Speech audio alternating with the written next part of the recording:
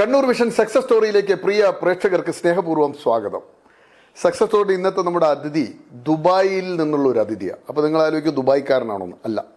Dubai എന്ന് കേൾക്കുമ്പോൾ തന്നെ മലയാളികളുടെ മനസ്സിൽ ഒരു കുളിര് കോരും. കാരണം ഏതൊരു മനുഷ്യനും ജീവിക്കാൻ ആഗ്രഹിക്കുന്ന ലോകത്തെ തന്നെ നമ്പർ 1 നഗരം, അത്ഭുതങ്ങൾ ഒത്തിരി സൃഷ്ടിച്ചിട്ടുള്ള ഒരു നഗരമാണ് ദുബായ്. നമുക്കറിയാം ബുർജ് ഖലീഫ, ഏറ്റവും ഉയരം കൂടിയ കെട്ടിടം.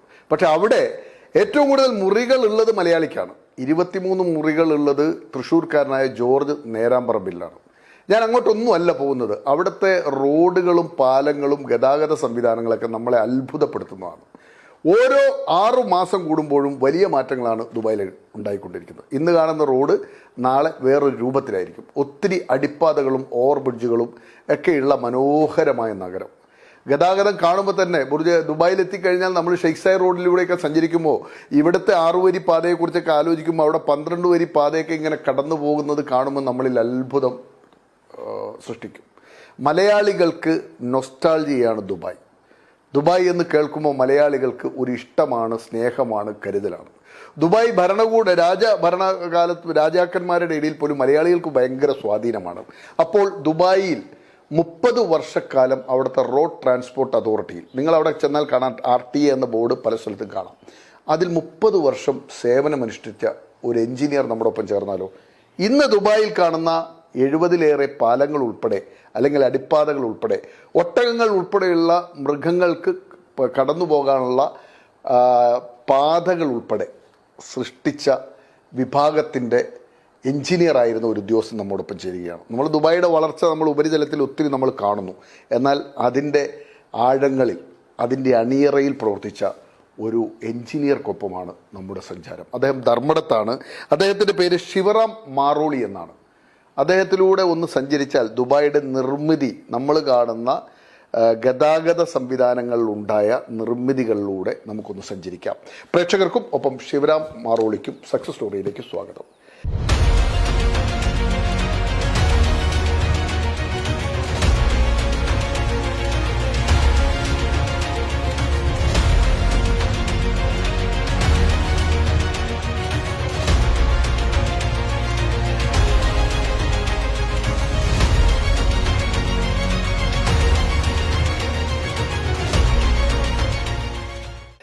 ശ്രീ ശിവറാം, നമ്മൾ ഈ സക്സസ് സ്റ്റോറി എന്ന് പറഞ്ഞ വ്യത്യസ്തരായ മനുഷ്യരിലൂടെ ഒരു സഞ്ചാരമാണ്.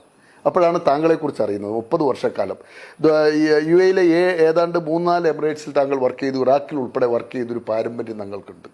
അപ്പോൾ ആദ്യം താങ്കളെക്കുറിച്ച് അറിയണമല്ലോ. ശരിക്കും താങ്കൾ എവിടെയാണ് ജനിച്ചത്? പിണറായി പാറപ്പുറം ദേശത്ത് പിണറായി വംശത്തിൽ ജനിച്ചു. മാതാപിതാക്കളൊക്കെ? അച്ഛൻ പ്രസിദ്ധനായ ആധാര എഴുത്തുകാരനായിരുന്നു, മാറോളി കണ്ണൻ എന്ന് പറയും. മാറോളി കണ്ണൻ. അമ്മ ലക്ഷ്മി. നിങ്ങൾ എത്ര മക്കളാണ്? ഞങ്ങൾ 6 മക്കള്. അത് ഒരു മൂത്ത ജ്യേഷ്ഠത്തി, 2ാമത്തെ ഞാനാണ്. 3ാമത്തെ എൻ്റെ അനിയൻ ബാങ്ക് മാനേജറായിരുന്നു വിജയ ബാങ്കില്. 4ാമത്തെ അനിയൻ സൗദിയിലൊരു ഇതിന്റെ മാനേജറായിരുന്നു ഒരു കമ്പനിയുടെ. 5ാമത്തത് സിസ്റ്റർ. 6ാമത്തത് വക്കീലാണ്. ഇപ്പോഴും തലശ്ശേരി വാർഡിൽ പ്രാക്ടീസ്. മാറോളി പ്രസന്നകുമാറാണ്. തലശ്ശേരി വാർഡിൽ പ്രാക്ടീസ് ചെയ്യുന്നത്. എങ്ങനെയാണ് ഞങ്ങളുടെ കുടുംബം? നിങ്ങൾ എങ്ങനെയാണ് ഈ ചെറുപ്പകാലമൊക്കെ, ഈ നിങ്ങളുടെ ഒരു പ്രാഥമിക വിദ്യാഭ്യാസമൊക്കെ എവിടെയായിരുന്നു? വിദ്യാഭ്യാസം അവിടെയുള്ള അമ്പുഭാഷ സ്കൂൾ എന്ന് പറയും. Pinarayi west basic school. Ambubhasha school എന്നാണ് അറിയപ്പെടുന്നത്. എത്രാം ക്ലാസ് വരെ അവിടെ പഠിച്ചു? അവിടെ 5ാം ക്ലാസ് വരെ പഠിച്ചപ്പോൾ പിന്നെ അവിടെ വന്നു. പിന്നെ ആ കൊല്ലാണ് അവർക്ക് അത് മുന്നോട്ട് ഹയർ പ്രൈമറി ആക്കാനുള്ള പെർമിറ്റ് കിട്ടിയത്. അപ്പോൾ പിന്നെ അവിടെ നിന്ന് പിന്നെ 7-8 പഴയ 8ാം ക്ലാസ് വരെ 8th സ്റ്റാൻഡേർഡ്. പിണറായി വിജയന്റെ മണ്ണാണല്ലോ. പിണറായിയൊക്കെ അന്ന് നിങ്ങളുടെ കൂടെ ഉണ്ടോ? എങ്ങനെയാണ്? എന്റെ സിസ്റ്ററെ കൂടെ പഠിച്ചതാണ്. പെങ്ങളെ കൂടെ പഠിച്ചതാണ്. പരിചയം ഉണ്ടായിരുന്നു ആ കാലത്തൊക്കെ പിണറായി? അറിയോ? അറിയില്ല. അമ്മ സീനിയർ ആണ്. അതുകൊണ്ട് പിന്നെ അങ്ങനെ അത് പിന്നെ അത് കഴിഞ്ഞ സെന്റ് ജോസഫ്, തലശ്ശേരി സെന്റ് ജോസഫില് SLC. ഈ സ്കൂൾ വിദ്യാഭ്യാസ കാലമൊക്കെ എങ്ങനെ? കണ്ണൂരും തലശ്ശേരി എന്നൊക്കെ പറഞ്ഞ എപ്പോഴും രാഷ്ട്രീയമുള്ള മണ്ണാണല്ലോ. രാഷ്ട്രീയം ഉണ്ടായിരുന്നു? വലിയ വിഷമമായിരുന്നു. രാഷ്ട്രീയമൊന്നുമില്ല. പിന്നെ പോക്ക് വരവൊക്കെ നമ്മൾ പുഴ കടന്നിട്ട് വേണം ദിവസവും. ബസ്സില്ല. ബസ് അന്ന് പാറപ്പുറത്ത് ബസ്സില്ല.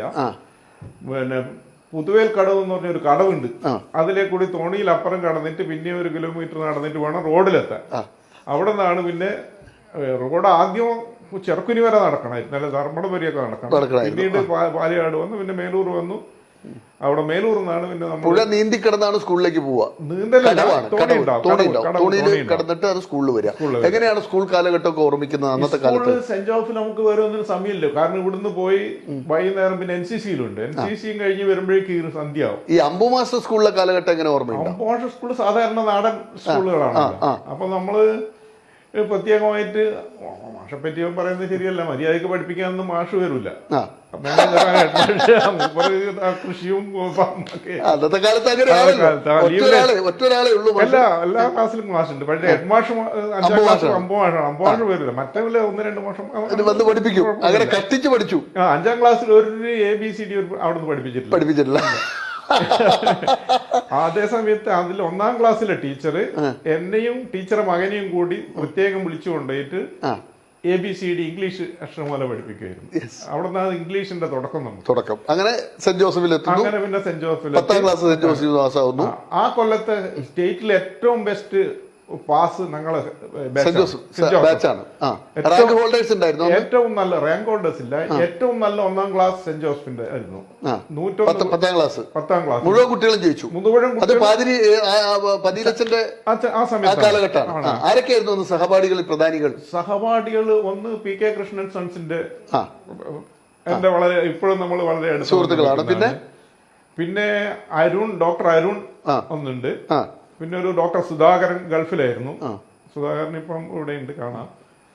പിന്നീട് ഒരു വത്സനുണ്ട്, നമ്മളെ ദിവാരം വക്കീലിന്റെ അളിയൻ ഇവിടെ മരിച്ചുപോയി, കോവിഡ് സമയത്ത് മരിച്ചുപോയി.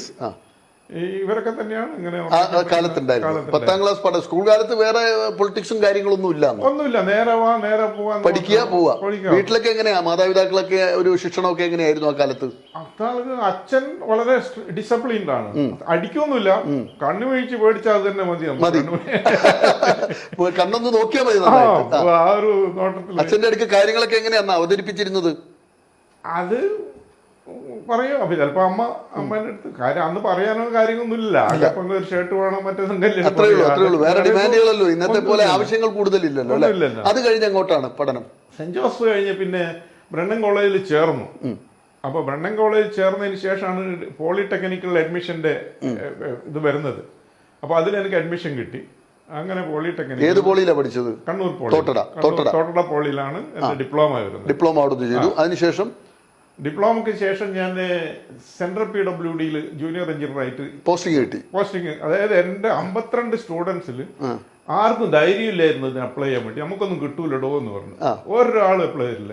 ഞാൻ മാത്രം, എന്റെ കൂടെ ഒരാൾ മാത്രം, ഒരു കുഞ്ഞിക്കണ്ണൻ, TP കുഞ്ഞിക്കണ്ണൻ എന്ന് പറഞ്ഞൊരു സിനിമാ നടനും PWD എഞ്ചിനീയറൊക്കെ ആയിരുന്നു.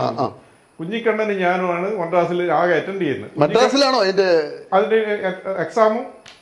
മദ്രാസിലായിരുന്നു. ഞാനും കുഞ്ഞിക്കണ്ണനും പോയി. കേരളത്തിലെ PWD അല്ലേ? ഇല്ല, സെൻട്രൽ കേന്ദ്ര ഗവൺമെന്റ്. അപ്പൊ ഞങ്ങളവിടെ പോയി. അയാൾക്ക് കിട്ടിയില്ല, എനിക്ക് അപ്പോയിന്റ്മെന്റ്. എവിടെയാണ് first posting? First posting Bombay aviation ഡിവിഷനിൽ, ബോംബെ സാന്താക്രൂസ് എയർപോർട്ടിലാണ് ഫസ്റ്റ് പോസ്റ്റിംഗ്. അതെ, അന്ന് എയർപോർട്ടൊക്കെ ഏത് ഇയറിലാണ്? 1972 ആണ്. അപ്പൊ അന്ന് എല്ലാ എയർപോർട്ടുകളും സെൻട്രൽ PWD ആണ് മെയിൻറ്റെയിൻ ചെയ്യുന്നതും കൺസ്ട്രക്ട് ചെയ്യുന്നത്. പിന്നെയാണ് എയർപോർട്ട് അതോറിറ്റി എന്ന് പറഞ്ഞ ഡിപ്പാർട്ട്മെന്റ് സെപ്പറേറ്റ് വന്നത്. അത് ആദ്യം വന്നത് ഇന്റർനാഷണൽ എയർപോർട്ട് അതോറിറ്റിയാണ്. ഈ ബോംബെ എയർപോർട്ടിൽ ചെന്നിട്ട് ആദ്യം കിട്ടിയ പണി എന്താണ്? ആദ്യം കിട്ടിയത് അപ്പോഴാണ് ഈ എയർപോർട്ട് അതോറിറ്റി ആയിട്ട് ഫോം ചെയ്യുന്നത്. അപ്പോൾ അതില് ആ ഡിപ്പാർട്ട്മെന്റ് കംപ്ലീറ്റ് എയർപോർട്ട് അതോറിറ്റി ആയിട്ട് മാറുകയാണ്. അപ്പൊ ഞങ്ങൾക്ക് പിന്നെ ഔറംഗാബാദിൽ റൺവേ വൈഡനിങ്ങുള്ള അങ്ങോട്ടേക്ക് വിട്ടു. ബോംബെ ആക്ച്വലി ഒരു മാസം ഞാൻ അവിടെ ഉണ്ടായി. ഒരു മാസം അവിടെ ജോലി ചെയ്തു. അതിനുശേഷം നേരെ അഹമ്മദാബാദിലേക്ക്. ഔറംഗാബാദ് അവിടെ എന്താണ്? അവിടെ runway widening, existing runway widen ചെയ്യാനായിട്ട്. അത് ചെറിയൊരു റൺവേ ആണ്. അതിൽ ടൂറിസ്റ്റിന് വേണ്ടിയിട്ടുള്ളതാണ് മെയിൻ. അതായത് ഡൽഹി, ബോംബെ, ജയ്പൂർ, ഔറംഗാബാദ്, ഡൽഹി, ഇങ്ങനെ 4 ആ സർക്യൂട്ടിലേക്കുള്ള ഫോറിൻ ടൂറിസ്റ്റ് അജണ്ട എല്ലോറ കേവ്സിനുള്ള ടൂറിസ്റ്റ്. അതാണ് ഫസ്റ്റ് കിട്ടുന്നത്. അതാണ് ഫസ്റ്റ്. ഈ നാട് വിട്ടിട്ട് ആദ്യത്തെ യാത്രയാണോ ബോംബെയിലേക്ക്? അതെ.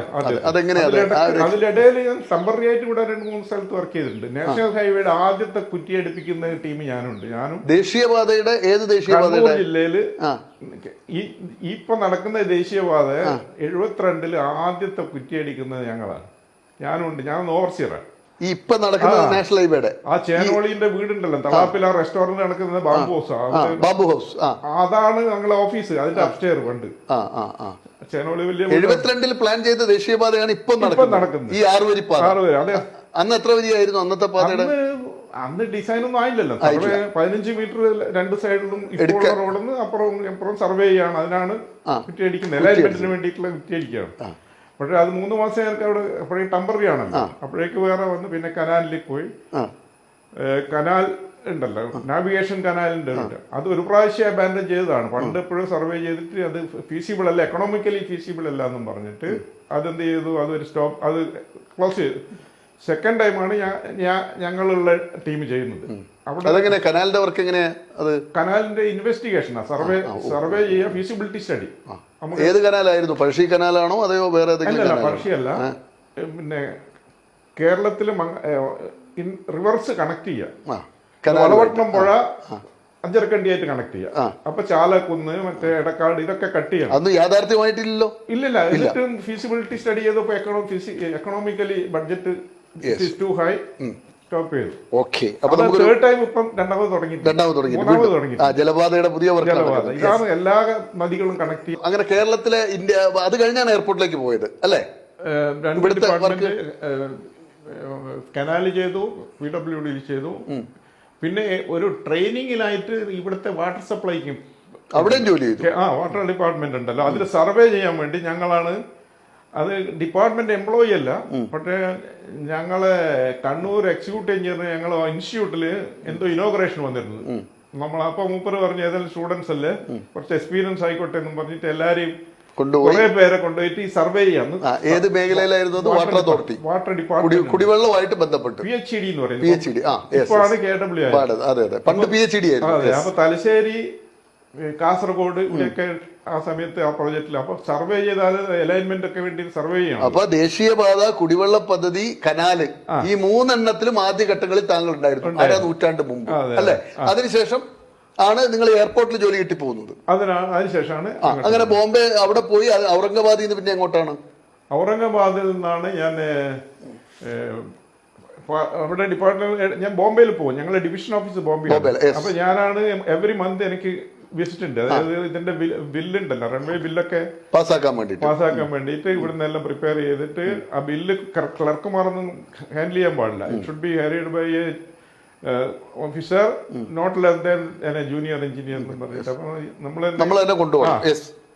അപ്പൊ അവിടെ പാസ്പോർട്ടിനൊക്കെ ഞാൻ അപ്ലൈ ചെയ്തു. അപ്പോൾ ഏതായാലും പോകാനുള്ള ഒരു മനസ്സുണ്ടായിരുന്നു. എവിടത്തേക്ക് പോകാനാ മനസ്സിലുണ്ടായിരുന്നു? അന്ന് ആൾക്കാർ പോയിക്കൊണ്ടിരിക്കും. ദുബായ് ആയിരുന്നു അന്ന് മനസ്സിൽ, അതേ സൗദി ആണോ? ഗൾഫിൽ പോകണം, ഏതെങ്കിലും ഗൾഫിൽ. മൊബൈൽ ഇന്റർവ്യൂവിന് ആൾക്കാർ ഇങ്ങനെ വന്ന് കൊണ്ടുപോയിക്കൊണ്ടിരിക്കല്ലോ. അന്ന് എന്റെ ബോസ് പറഞ്ഞത്, എന്തിനാ പോന്ന്, ഇവിടെ നിന്ന് പ്രൊമോഷൻ കിട്ടി എക്സിക്യൂട്ടീവ് എഞ്ചിനീയറായിട്ട് നല്ല പെൻഷന്മാരിട്ട് അവിടെ ഇപ്പോൾ ഓൾറെഡി സാച്ചുറേറ്റഡ് ആയി, ഇനി അങ്ങോട്ട് പോകണ്ടെന്ന് ദുബൈയില് അന്ന് പറയാണ്. സാച്ചുറേറ്റഡ് ആയി, ഇനി ഗ്രോത്ത് ഒന്നും പ്രതീക്ഷിക്കണ്ട. അപ്പൊ ഞാൻ അപ്ലൈ ചെയ്തിട്ട് ഒരു 10 മാസമായിട്ട് എനിക്ക് പാസ്പോർട്ടും ഇല്ല. പിന്നെ ഞാൻ അത്ര കെയർ ചെയ്തിട്ടില്ല. ഞങ്ങള് ജോലി ചെയ്യാൻ ഒരു ദിവസം കാണാൻ അതിന്റെ ഏജന്റ് വന്നിട്ട് പറഞ്ഞു പാസ്പോർട്ട് കിട്ടിയിട്ടുണ്ട്. ഞാൻ എന്നിട്ട് അന്ന് രാത്രി തന്നെ പോയി കളക്ട് ചെയ്തു. പിറ്റേന്നോ അടുത്ത പിറ്റേന്നോ എനിക്ക് തിരിച്ചു പോകണം. അപ്പൊ ഞാൻ വിചാരിച്ചൊന്ന് രജിസ്റ്റർ ചെയ്ത ഏജൻസ് ഉണ്ടല്ലോ ഇവിടെ. അന്ന് പാസ്പോർട്ട് എടുക്കുന്നതിന് എത്രയും ബുദ്ധിമുട്ടുണ്ടോ അന്നത്തെ കാലത്ത്? പക്ഷെ എന്തോ ഞാൻ അവിടെ ഇല്ലാത്തതുകൊണ്ടോ എന്തോ അത് എന്തായാലും പാസ്പോർട്ട് കയ്യിൽ വന്നു. ബോംബെ തന്നെ പാസ്പോർട്ട് എടുത്തു. ഇവിടെ നല്ല പാസ്പോർട്ട് എടുത്തു, ബോംബെ എടുത്തു. അത് ഡിപ്പാർട്ട്മെന്റിന്റെ പെർമിഷനോട് കൂടി പാസ്പോർട്ട് എടുത്തു. കാരണം വേറെ കാരണങ്ങൾ ഉണ്ടായിരുന്നു അതിൽ. ഡിപ്പാർട്ട്മെന്റിന്റെ ഇല്ലെങ്കിൽ തിരിച്ചു വിളിച്ച കേസൊക്കെ ഉണ്ട്. ഡിപ്പാർട്ട്മെന്റ് പെർമിഷൻ ഇല്ലാതെ പാസ്പോർട്ട് എടുക്കാൻ പാടില്ല. അത് തിരിച്ച് നിങ്ങൾ ഫോറിനൊന്നും പാടില്ല, പാസ്പോർട്ട് എടുക്കാനും പാടില്ല. അങ്ങനെയുണ്ടല്ലേ? പാസ്പോർട്ട് എടുക്കുന്നതിന് പെർമിഷൻ വേണം. നിങ്ങളെ NOC ഇല്ലാതെ എങ്ങനെ പാസ്പോർട്ട് ഇഷ്യൂ, പോലീസ് കേസ് വന്നു. അങ്ങനെയൊക്കെ വന്നിട്ടുണ്ട്. നിങ്ങൾ പെർമിഷനോട് കൂടി തന്നെ പാസ്പോർട്ട് എടുത്തു, എന്നിട്ട് രജിസ്റ്റർ ചെയ്തു അവിടെ. അവിടെ രജിസ്റ്റർ ചെയ്യാൻ പോയപ്പോഴും രജിസ്റ്റർ ചെയ്യാൻ പോയില്ല. ഞാൻ ജസ്റ്റ് എഞ്ചിനീയറിന്റെ വല്ല വേക്കൻസി കൈയോട് പിടിച്ചിട്ട് സംസാരമൊന്നുമില്ല. അതിൽ ഒരു പുള്ളി എന്നെ കൊണ്ട് സാഹിബിന്റെ മുമ്പ് കൊണ്ടു അവിടെ വെച്ചു. അവിടെയും ചോദ്യം ഉത്തരുന്നില്ല. 2 ക്വസ്റ്റ്യൻ പേപ്പർ തരാൻ്റെ. അപ്പോൾ ക്വസ്റ്റ്യൻ പേപ്പർ ഞാനത് പ്രൈവറ്റ് ആയിട്ട് ഈ എഞ്ചിനീയറിംഗ് ഡിഗ്രിക്ക് തുല്യമായിട്ടുള്ള ഇതുണ്ട്, എന്താ പറയുക, AMIക്ക് വേണ്ടി പഠിച്ചുകൊണ്ടിരിക്കുക പ്രൈവറ്റ് ആയിട്ട്. അപ്പോൾ എനിക്ക് സബ്ജക്റ്റ് അപ്പോൾ വളരെ തറവാണ്. ഞാൻ ഇങ്ങനെ മുമ്പ് തന്നെ ഇരുന്നിട്ടെല്ലാം കുറിച്ചു. മറ്റുപേരിങ്ങനെ ഇരുന്നിട്ട് മെനക്കെടുന്നുണ്ട്. ഞാൻ അപ്പോൾ തന്നെ ഇതൊക്കെ കുറച്ചിട്ട് ഇങ്ങനെ മുമ്പ് കൊടുത്തു. അങ്ങനെ സംസാരമൊന്നുമില്ല. ഞാൻ പറഞ്ഞു എന്റെ സാലറി എത്രയാണ്? പുള്ളി പറഞ്ഞു ഹി വിൽ ഷോ യു എന്ന് പറഞ്ഞു. അത്ര തന്നെ. എന്നിട്ട് will see you in Dubai എന്നും പറഞ്ഞിട്ട് വരുന്നു. ഇതാണ് ആദ്യ മീറ്റിംഗ് തന്നെ അപ്പോയിന്റ്മെന്റ് ദുബായിൽ കാണാതെ. അതുമല്ല 24 മണിക്കൂർ ആയിട്ടില്ല പാസ്പോർട്ട് കിട്ടിയിട്ട്. പാസ്പോർട്ട് കിട്ടി 24 മണിക്കൂറിനുള്ളിൽ ദുബായിൽ ജോലി കിട്ടിയ ആളാണ് താങ്കൾ. അന്നത്തെ കാലത്ത് ദുബായിൽ ജോലി കിട്ടുന്ന വലിയ കാര്യമാണ്. എന്നിട്ട് സാലറി ചോദിച്ചപ്പോ എന്ത് പറഞ്ഞു? സാലറി അത് ആരാ ഷോ ചെയ്തത്? സാലറി എത്രയാണെന്ന് ആരാ പറഞ്ഞു തരുന്നത്? അതിന് അഡ്മിനിസ്ട്രേഷൻ സ്റ്റാഫ് ഒക്കെ ഉണ്ടല്ലോ. അവരെന്താ പറഞ്ഞത്? അവര് സാലറി പറഞ്ഞു തന്നു. അന്ന് ഇവിടുത്തെ എത്ര ഇരട്ടിയായിരുന്നു അന്നത്? ഒരു 3 ഇരട്ടി. 3 ഇരട്ടി സാലറി. അത് ചെറുതായിരുന്നു കാലത്ത് നോക്കുമ്പോൾ 3 ഇരട്ടി സാലറിയാണ്. അപ്പൊ അങ്ങനെ ഞങ്ങള് പോയി അപ്പോയിന്റ് ചെയ്തു. അപ്പോയിന്റ്മെന്റ് ആയി. എപ്പോ പോണെന്ന് പറഞ്ഞു? എപ്പോ പോണെന്ന് പിന്നെ ബാക്കി പ്രോസസ്സിങ് ഉണ്ടല്ലോ, നമ്മളെ എന്താ ക്ലിയറൻസും. അത് അപ്പൊ ഇങ്ങനെ ഇതിൽ എനിക്ക് എഴുതുന്ന കണ്ടു കോൺഫിഡന്റ് എന്റെ കമന്റ് ഉണ്ടല്ലോ, അയാൾ ഇന്റർവ്യൂവിലെ ഷീറ്റ് ഞാൻ കണ്ടു എന്റെ ഇതിനെ പറ്റി. അതുകൊണ്ട് നിങ്ങൾ കോൺഫിഡന്റ്, അയാൾ കോൺഫിഡൻസ് ലെവല് അയാൾ ഓക്കെയാണ്. അപ്പൊ ഞാൻ എന്നിട്ട് ദുബായ് ചെല്ലുമ്പോൾ എന്നെ ഇയാള് ഡിപ്പാർട്ട്മെന്റിൽ തന്നെ ഫോം ചെയ്തു. ബാക്കി എല്ലാവരും പല ഡിസ്ട്രിബ്യൂട്ടറിലാണ്. അപ്പൊ താങ്കൾ അതിന്റെ ഇടയ്ക്ക് ജോലി റിസൈൻ ചെയ്തോ ലീവ് എടുത്തോ? ഇവിടുന്ന് ഞാൻ റിസൈൻ ചെയ്തിട്ടാ പോയത്. റിസൈൻ ചെയ്തു, ലീവ് എടുത്തില്ല. ലീവ് കിട്ടില്ല, ലീവ് കൊടുക്കില്ല. അപ്പൊ സെൻട്രൽ ഗവൺമെന്റിലുള്ള ജോലി ഉപേക്ഷിച്ചിട്ടാണ് താങ്കൾ ദുബായിലേക്ക് പോകുന്നത്. എന്ത് ധൈര്യത്തിൽ അങ്ങനെ പോകുന്നു? ഒരു ശരാശരി മലയാളിയുടെ സ്വപ്നം എന്ന് പറഞ്ഞാൽ സെൻട്രൽ ഗവൺമെന്റിൽ ജോലി കിട്ടിയാൽ അതെല്ലാം കളഞ്ഞിട്ട് ധൈര്യത്തിൽ എങ്ങനെ ദുബായി പോയി? വളരെ അപൂർവമായിട്ട്. അപ്പൊ മാതാപിതാക്കൾ എന്ത് പറഞ്ഞു? അച്ഛനിൽ എന്ത് പറഞ്ഞു? അച്ഛനൊന്നും അറിയില്ല. പിന്നെ പക്ഷെ എന്തുകൊണ്ടാണ് ഞാൻ ഏതായാലും നാട് വിട്ടു. ട്രാൻസ്ഫർ ആയിരിക്കും, അവിടെ ഇവിടെ അലച്ചിലായിരിക്കും. നാട് വിട്ടാൽ പിന്നെ ഇവിടെ ആയാലും അവിടെയും പിന്നെ നമുക്ക് സെക്യൂരിറ്റി വേണ്ടേ? കാരണം സെൻട്രൽ ഗവൺമെന്റ് ജോലിയുടെ അത്ര സെക്യൂരിറ്റി അവിടെ കിട്ടും താങ്കൾക്ക് തോന്നി? കിട്ടില്ല. പിന്നെ എങ്ങനെയാ തീരുമാനം എടുത്തു? എന്ത് ധൈര്യത്തിൽ എടുത്തു ആ തീരുമാനം? അങ്ങനെ ഒരു ആ സമയത്തുള്ള ഏത് ഇയറിലാണ് ദുബായിലേക്ക് പോകുന്നത്? 1976 യാത്ര എങ്ങനെയായിരുന്നു? അന്ന് ഫ്ലൈറ്റ് കമ്പനി എല്ലാം അറേഞ്ച് ചെയ്തത് കമ്പനി തന്നെയാണ്. ഏത് എയർപോർട്ടിലാണ് ഇറങ്ങുന്നത്? Dubai airport. ദുബായ് എയർപോർട്ട് അന്ന് എങ്ങനെ ഉണ്ടായിരുന്നു? അന്ന് ചെറിയ ബിൽഡിംഗ് ആണ്, അവിടെയാണ് ഇറങ്ങുന്നത്. 76 എന്ന് പറഞ്ഞ 50 വർഷം മുമ്പ് ഏതാണ്ട് യൂസഫ് അലി എത്തുന്ന യൂസഫ് അലി എത്തുന്ന ആ കാലത്ത് തന്നെയാണ് താങ്കൾ അല്ലേ? അവിടെ എത്തി, താങ്കൾ അവിടെ ഇറങ്ങി. ദുബായിൽ എവിടെയാണ് ഫസ്റ്റ് അക്കോമഡേഷൻ കിട്ടിയത്? അത് ടെമ്പററി അക്കോമഡേഷൻ ഉണ്ടല്ലോ, കാരവൻ പോലെ. AC എല്ലാം ഇല്ല. അപ്പൊ എങ്ങനെയാ അവിടുത്തെ സൗകര്യം? എങ്ങനെയാ സൗകര്യം? പുരിഞ്ഞ ചൂടല്ലേ? ഫാനുണ്ട്, ഫാന് വാങ്ങി വെക്കുക. നമ്മള് AC ഇല്ലെന്ന്. ദുബായിൽ AC ഇല്ലാതിരുന്ന കാലത്താണ് താങ്കൾ അവിടെ പോയി. AC ഉണ്ട്, പക്ഷെ കമ്പനി ഇത്ര ആയിരക്കണക്കിന് ആള് വർക്ക് ചെയ്യുന്ന പ്രോജക്റ്റ് ആണ്. ഏത്? Dubai dry dock. അന്നത്തെ ലോകത്തിലെ ഏറ്റവും വലിയ ഡ്രൈഡോക്ക് ആണ് ഈ ദുബായ് ഡ്രൈഡോക്ക്. ആ പ്രോജക്റ്റ് ആണ്. അപ്പൊ ആയിരക്കണക്കിന് ജോലിക്കാരുള്ളതാണ്. എല്ലാവർക്കും ഒന്നും അന്ന് AC ഇപ്പോൾ നിർബന്ധമാണ് AC. അന്ന് ഇല്ലല്ലോ തുടങ്ങിയ സമയത്ത്. പിന്നെ നമ്മള് അവിടെ ചെന്നു. നമ്മുടെ ഈ കാരവാൻ പോലുള്ളതിൽ താമസം തുടങ്ങി. ഫസ്റ്റ് കിട്ടുന്ന ജോലി എന്താ ദുബായിൽ? ഫസ്റ്റ് ഈ ഡ്രൈഡോക്കില് കപ്പൽ നിർമ്മാണത്തിന് വേണ്ടി ഇതുണ്ടല്ലോ, ഫാക്ടറികൾ. അതിന്റെ ലേഔട്ട് പ്രൊവൈഡ് ചെയ്യുക. ഇത് സർവേ ഇതൊക്കെ വെച്ചിട്ട്. കപ്പൽ നിർമ്മാണ കമ്പനികളുടെ ആണോ അതെ കപ്പൽ നിർമ്മാണശാല? കപ്പൽ നിർമ്മാണശാലകളുടെ രൂപകൽപ്പന അല്ല, രൂപകൽപ്പനയില്ല, അതിന്റെ നിർമ്മാണം. അതിന്റെ നിർമ്മാണത്തിനുള്ള അലൈൻമെന്റ് കൊടുക്കുക. സൈറ്റിലുള്ള, അതായത് ബിൽഡിങ്ങിനുള്ള നമ്മൾ ലൈൻ കൊടുക്കണമല്ലോ. അപ്പൊ അതാണ് ആദ്യമായിട്ട് ഉള്ളത്. അതിന്റെ ഫൗണ്ടേഷൻ, അതിന്റെ ഫയലിങ്, അതിന് ലൊക്കേഷൻ കൊടുക്കണമല്ലോ. അതാണ് ഫസ്റ്റ് ചെയ്തത്. ഓക്കെ, ആദ്യം ഈ കപ്പൽ നിർമ്മാണശാല, അതിന്റെ കപ്പൽ നിർമ്മാണ കമ്പനിയുടെ നിർമ്മാണത്തിലാണ് താങ്കൾ. കമ്പനി നിർമ്മാണശാല ദുബായ് ഷെയ്ഖിന്റെ കപ്പൽ നിർമ്മാണശാലയാണ്. അതിന്റെ നിർമ്മിക്കുന്ന കമ്പനിക്കാണ്. അതിന്റെ ബ്രിട്ടീഷ് കമ്പനിയാണ്. അതിനുശേഷം അതിൽ 5-8 മാസം ഞാൻ ചെയ്തിട്ടുള്ളൂ. അതിനുശേഷം ഞാൻ ഇൻക്രിമെന്റ് ചോദിച്ചു.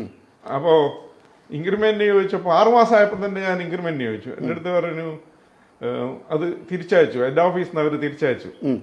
ഞാൻ വേറെ ജോലിക്ക് പിറ്റേന്ന് ഞാൻ പോയില്ല. കാരണം അന്ന് നമുക്ക് മൂവ് ചെയ്യാം. എവിടെ ജോലിക്ക് കയറാൻ പിന്നെ പാസ്പോർട്ടൊന്നും പ്രശ്നമൊന്നുമില്ല.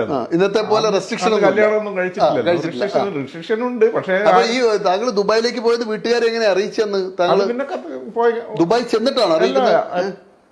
അപ്പോയിന്റ്മെന്റ് അതെനിക്ക് കൃത്യമായിട്ട് ഓർമ്മയില്ല. പോയപ്പോഴാണോ അല്ലെങ്കിലും അപ്പോൾ ഞാൻ പിറ്റേ ദിവസം ജോലിക്ക് പോയില്ല, വേറെ ജോലി അന്വേഷിക്കാൻ പോയി. കാരണം റിജക്ട് ചെയ്ത് വന്നതുകൊണ്ട്. പിന്നെ മാനേജർ എന്നെ പിന്നെയും വിളിച്ചു, നെഗോസിയേഷന് വിളിച്ചു. അപ്പോൾ അതിലും തിരിച്ചു വന്നിട്ട് നെക്സ്റ്റ് മന്ത് ജനറൽ ഇൻക്രിമെന്റ് ഉണ്ട്, ആ സമയത്ത് തരാമെന്നും പറഞ്ഞു. പിന്നെ ഞാൻ അവിടെ നിന്ന് വിട്ടു, വേറെ കമ്പനിയിൽ, അമേരിക്കൻ കമ്പനിയിൽ പോയി. സൗദി അറേബ്യയിൽ ഓയിൽ ലോഡിങ്ങിന് വേണ്ടിയിട്ട് 9.6 കിലോമീറ്റർ നീളമുള്ള 3 ലൈനുള്ള പാലാണ്. ആ പ്രൊജക്റ്റിനാണ് ഉള്ളത്. സൗദി അറേബ്യക്കാണെങ്കിൽ ഇവിടുന്ന് ഉണ്ടാക്കുക, ഈ ഫാക്ടറിയിൽ നിന്ന് റാസൽ കൈമയിൽ അവിടെ കല്ലും സിമെന്റും കിട്ടുന്ന സ്ഥലമാണ് വളരെ. അതുകൊണ്ട് അവിടെ ഉണ്ടാക്കിയിട്ട് ബാർജിൽ അങ്ങോട്ട് കടത്തുകയാണ് സൗദിയിലേക്ക്. അപ്പൊ അതിലെ കാസ്റ്റിംഗ് ഫാക്ടറിയിൽ ആയിരുന്നു. ഇത് തുടക്കം മുതലേ വിവിധ കമ്പനികളിലൂടെ ഇങ്ങനെ വിവിധ മേഖലകളിലൂടെ കിടക്കുകയാണ്. എന്നിട്ട് അവിടെ കാലം കഴിയുന്നവരെയും റാസൽ കൈമയിൽ ഇത് കംപ്ലീറ്റ് ഓരോന്നും നമ്മൾ ഇൻസ്പെക്ട് ചെയ്ത്. റാസൽ കൈമ ഒന്നും വികസിച്ചിട്ടില്ല. ഒരു ശരിക്കും ഒരു മണലാണോ എന്താ അന്നത്തെ ഒരു ഭൂപ്രകൃതി? അന്ന് മരുഭൂമി പോലത്തെ കല്ലും പാറയുണ്ട്. എന്താ മസ്കറ്റും ഒമനും ഇതും നല്ല ബോർഡർ, മലയാണ് അതിന്റെ ബോർഡറായിട്ട് വരുന്നത്. ആ മലയിൽ നിന്നുള്ള കല്ല് പൊട്ടിച്ചിട്ടാണ് സിമെന്റ് ഫാക്ടറി. അപ്പോൾ വളരെ എളുപ്പത്തിൽ സിമെന്റ് കിട്ടും, കല്ലും കിട്ടും. അപ്പോൾ ഈ കോൺക്രീറ്റിന് വേണ്ടിയിട്ടുള്ളത്, അതുകൊണ്ടാണ് അവിടെ ഫാക്ടറി ഉണ്ടാക്കിയിട്ട്. അല്ലെങ്കിൽ ഈ സാധനം അവിടെ കൊണ്ടുപോയിട്ട് അവർ ഉണ്ടാക്കണം. അപ്പോൾ അങ്ങനെയാണ് അവിടെ. അത് പ്രോജക്റ്റ് കഴിഞ്ഞപ്പോൾ പിന്നെ മറ്റേ റെഡ് സീ മറ്റേ സൈഡ് ഉണ്ട്, സൗദിന്റെ ഒരു സൈഡിലാണ് ഈ 9.6. അടുത്തതിൽ ജപ്പാനീസ് കമ്പനീന്റെ ഒരു പ്രൊജക്റ്റ് ഉണ്ട്, 1.25 കിലോമീറ്റർ റെഡ് സീ. ആ പ്രൊജക്റ്റ് കിട്ടി. അതും കഴിഞ്ഞപ്പോൾ പിന്നെ ഈ സൗദി ബഹ്റിൻ കോസ്വേ ഉണ്ടല്ലോ, സൗദി ബഹ്റിൻ കോസ്വേ നമ്മൾ പിന്നെ ഒരു ലാസ്റ്റ് ബിഡറായിരുന്നു. ഫസ്റ്റ് സെക്കൻഡ് ആയിട്ട് ഞങ്ങൾ നിൽക്കുക. ഞങ്ങൾ ഡിസൈനിലൊക്കെ അമേരിക്കൻ കമ്പനിയാണ്. അമേരിക്കൻ കമ്പനിയാണ്. അമേരിക്കൻ കമ്പനിയുടെ സ്റ്റാഫായി മാറി. അതെ. അവസാനം ഞാൻ മാത്രമാണ് പിന്നെ എഞ്ചിനീയറിംഗ് ഡിപ്പാർട്ട്മെന്റ് ഉള്ളത്. ബാക്കി എല്ലാവരും പോയി തീർന്നു. അമേരിക്കൻസ് പോയി തീർന്നു. ബാക്കി എല്ലാവരും റാസൽ കൈമയിൽ എത്ര വർഷം ഉണ്ടായിരുന്നു? റാസൽ കൈമയിൽ മൊത്തം 6 വർഷം കമ്പനി ഉണ്ടായിരുന്നു. 5 വർഷം റാസൽ കൈമയിൽ, ഒരു കൊല്ലം അതേ കമ്പനിയിൽ തന്നെ ഇറാഖിൽ. അത് ഏത് ഇയറിലാണ് ഇറാഖിലേക്ക് പോകുന്നത്? 80-ലായിരിക്കും. 76 to 80. 45 വർഷം മുമ്പ് അല്ലേ? എന്താണ് അന്നത്തെ ഇറാൻ വാർ നടന്നുകൊണ്ടിരിക്കുക. 10 കൊല്ലം എന്ന ദീർഘമായ യുദ്ധമായിരുന്നു. അങ്ങോട്ട് പോകുന്നത്. അപ്പൊ അന്ന് ഇത് നമ്മളിപ്പോ ഇവിടുത്തെ യുദ്ധം പോലെയെന്നാ, മെല്ലെ മെല്ലെ ഉള്ളതാണ്. എന്നാലും ദിവസം എന്ന് പറഞ്ഞുള്ള ഡെഡ് ബോഡി വരും ബോർഡറിൽ നിന്ന്. എവിടെ? ഇറാഖിൽ എവിടെയാ? ബാഗ്ദാദാണോ? ബാഗ്ദാദിൽ എന്താണ് അവിടുത്തെ സിറ്റിയില് നമ്മള് ബാഗ്ദാദിന് മൊത്തം കുടിവെള്ളം വേണ്ടിയിട്ടുള്ള ഒരു വലിയ റിസർവോയർ ഇപ്പൊ ബാഗ്ദാദിലെ കുടിവെള്ള പദ്ധതിയിലേക്കാണ്. അല്ല, അന്ന് ഇത് സദ്ദാം ഹുസൈൻ തന്നെയല്ലേ അന്ന് അവിടെ ഉണ്ടായിരുന്നത്? യുദ്ധം വരുന്നതിന്, സദ്ദാം ഹുസൈൻ പിടിക്കപ്പെടുന്നതിന് മുമ്പുള്ള കാലമാണ്. അപ്പൊ ഇറാഖ് ആ വെള്ളം വലിയ ടാങ്കാണ്. ടാങ്ക് എന്ന് പറഞ്ഞാൽ ഒരു 1/2 കിലോമീറ്റർ നീളവും 1/2 കിലോമീറ്റർ വീതിയുള്ള ടാങ്കാണ്. അപ്പൊ അതിന്റെ 6000 പായലടിക്കണം. അതിന് പായലടിച്ചിട്ട് ഫൗണ്ടേഷൻ ഉണ്ടാക്കിയിട്ടാണ് പിന്നെ ഇത് ചെയ്യുന്നത്. അത് ഒരു 1.5 കൊല്ലത്തെ പ്രൊജക്റ്റ് ആയിരുന്നു. ഞങ്ങൾ 1 കൊല്ലം കൊണ്ട് പ്രൊജക്റ്റ് കംപ്ലീറ്റ് ആക്കിയിട്ട് തിരിച്ചിങ്ങോട്ട് വന്നു. 1 കൊല്ലം കൊണ്ട് തീർത്തു. 1.5 കൊല്ലം കൊണ്ടുള്ളത് 1 കൊല്ലം കൊണ്ട് തീർത്തു. ആ 1 വർഷക്കാലം യുദ്ധമെല്ലാം നടക്കുമ്പോൾ ഉണ്ടായ എക്സ്പീരിയൻസ് എന്താണ്? അവിടെ എന്തൊക്കെ എക്സ്പീരിയൻസ് ആണ് കണ്ടത്? ബാഗ്ദാദിലേക്ക് നമുക്ക് വലിയ ഇതൊന്നും വന്നിട്ടില്ല. ഒരു പ്രാവശ്യം ഒരു റെയ്ഡ് വന്ന് കണ്ടു, പ്ലെയിനിന്റെ. അപ്പൊ വാണിംഗ് സൈറൻ വരും, കണ്ടു. അത് ഒറ്റ ഒരു പ്രാവശ്യം. പക്ഷെ ഡെയിലി ഇതില് പൊതിഞ്ഞ ബോഡി വരുന്നത് കാണാം. എങ്ങനെയാണ് വരുന്നത്? റോഡിലേക്ക് കൂടി വരുമ്പോഴും വണ്ടിയിൽ അതിർത്തിന്ന് താങ്കൾ തന്നെ കാണും അതിങ്ങനെ കൊണ്ടുപോകുന്നത് നമുക്ക് കാണാമല്ലോ. ബോഡി എന്ന് പറഞ്ഞാൽ പെട്ടിന്റെ മേലെ ഇത് ചെയ്തിട്ട് നിരവധി പെട്ടികൾ ഇങ്ങനെ മൃതദേഹങ്ങൾ യുദ്ധത്തിൽ പോകുന്നത്. ഇറാൻ ഇറാഖ് യുദ്ധ കാലഘട്ടത്തിലാണ് താങ്കൾ അവിടെ ഉണ്ടായിരുന്നത്. അപ്പം ഇവിടെ പുരുഷന്മാർ ഇല്ലാത്ത സ്ഥലം. ആ സമയത്ത് പുരുഷന്മാർ മുഴുവനും യുദ്ധ ഫീൽഡില്ല. നിങ്ങൾക്ക് സ്ത്രീകളാണ് പിന്നെ പലതും മാനേജ് ചെയ്യുന്ന ആ സമയത്ത് ദുബായ് സിറ്റിയിൽ. ഡ്രൈവർ അടക്കം ലേഡീസാണ് സിറ്റിയിൽ എല്ലാ കാര്യങ്ങളും നിയന്ത്രിച്ചിരുന്നത്. കാരണം പുരുഷന്മാർ മുഴുവൻ യുദ്ധത്തിലാണ്. അപ്പൊ അവരെ നിർബന്ധമാണ് പോണെന്ന്. പ്രായപൂർത്തി എത്തിക്കാൻ ഹാജരായിക്കൊള്ളണം, യുദ്ധത്തിൽ അല്ലെങ്കിൽ പണിഷ്മെന്റ്, എന്തോ ചെവി മുറി, ഇങ്ങനെ എന്തൊക്കെയോ പരിപാടിയെല്ലാം ഉണ്ട്. ഈ സദ്ദാം ഹുസൈനെ കുറിച്ചൊക്കെ അന്ന് ആ കാലഘട്ടത്തിൽ താങ്കളുടെ പരിചയത്തിലുള്ള ആളുകൾക്ക് പറയുന്ന കഥകൾ എന്തായിരുന്നു ആ കാലത്ത്? താങ്കൾ കേൾക്കുന്നത് അങ്ങനെ ഡിസ്കസ് ചെയ്യില്ല. നമ്മളെ പണിയെടുക്കുക പോവാന്നുള്ളതിൽ കവിഞ്ഞ് വേറെ കാര്യങ്ങളൊന്നും ഇടപെടില്ല. അപ്പൊ ഞങ്ങൾ പോയിട്ട് നമുക്ക് ഹോട്ടലാണ് അക്കോമഡേഷൻ. അവിടുത്തെ മെയിൻ നമ്മളെ രാജവീതി എന്ന് പറഞ്ഞ സദൂൺ സ്ട്രീറ്റ് എന്ന് പറഞ്ഞ പ്രധാനപ്പെട്ട റോഡുണ്ട്. ആ വീതിയിൽ ഞങ്ങൾ അമേരിക്കൻസും ഞങ്ങളൊരു 5 പേര്, ഓരോ ഡിപ്പാർട്ട്മെന്റ്, എഞ്ചിനീയറിംഗ് ഡിപ്പാർട്ട്മെന്റിൽ ഞാനും ഈ ഇവിടുന്ന് പോകുന്നത് റാസൽ കെമിന്ന് പോകുന്നത് 5 പേര്, ഓരോ സെക്ഷനിലും ഒരാളായിട്ട്. അതിനകത്ത് ഇന്ത്യക്കാരൻ താങ്കൾ മാത്രമാണോ അതോ ബാക്കിയുള്ള? അല്ല, എല്ലാവരും ഉണ്ട്. മറ്റു ഡിപ്പാർട്ട്മെന്റിൽ ഉള്ള ആൾക്കാരുണ്ടല്ലോ, ഇപ്പൊ സ്ട്രെസ്സിങ്ങിനായിട്ടും കെമിക്കൽ. അപ്പോൾ ഞങ്ങൾക്ക് ഹോട്ടൽ അക്കോമഡേഷനാണ്, ഞങ്ങൾ അമേരിക്കൻസും കുറച്ച്. അപ്പം ഹോട്ടൽ ഈ റെസ്റ്റോറന്റ് ഉണ്ടല്ലോ, അവിടെ ഈ ഒരുവിധം എല്ലാ റെസ്റ്റോറൻറ്റ് അവിടെ CID ഇഷ്ടം പോലെ CIDs ആണ്. ഈ യുദ്ധം നടക്കുന്നതുകൊണ്ട് പ്രത്യേകിച്ച്.